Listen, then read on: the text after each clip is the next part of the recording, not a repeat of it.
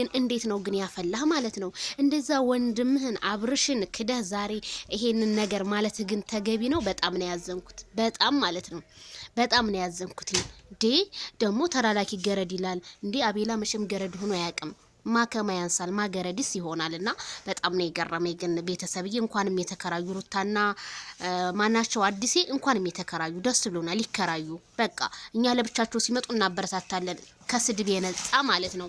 እንዲሁም ደግሞ ብሩኬ በጣም ነው የምናመሰግንህ። የማዳም ቅመሞችን አስለቅሱ ስንት ነገር ጀግና እናቱን እንግዲህ ቤት ገዝቶ ሰርፕራይዝ ነው ያደረገው። በዚህ አጋጣሚ እኛም ደስ ብሎናል። ለካ ሀይሚዬና ብሩኬ እንደዛ ሲጣሉ የነበሩት ለዚህ ነው ማለት ነው። እና ረጅም እድሜ ከጤና ጋር ለእናቶች በሙሉ ማለት ነው።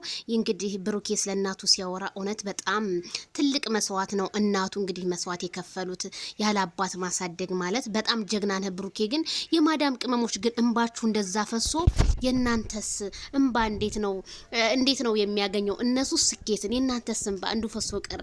ያሳዝናል እንግዲህ ማለት ነው። ትምህርቱ ሰዱ። ለማንኛውም ከዚህ ቪዲዮ ብሩኬ እንኳን ደስ ያለህ በድጋሚ ብያለሁኝ። ጀግና እንደዚህ ሰርቶ በሀገሩ ላይ ቤተሰቦቹን መለወጥ ማለት በጣም ጀግና ፋንታስቲክ። ለእናት ብዙ ቃል ስትገባ ነበር። ያንን ቃልክን ግን በማሳካትህ እኔ በጣም ደስ ብሎኛል። እናትየዋ ደግሞ ሲያለሱ በነገራችን ላይ የብሩኬ እናትና የአብርሽ እናት በጣም ደርባባዎች፣ አንደበታቸው ክፉ ነገር የማይወጣቸው እኔ በጣም ነው የምወዳቸው ሁለቱን ማለት ነው።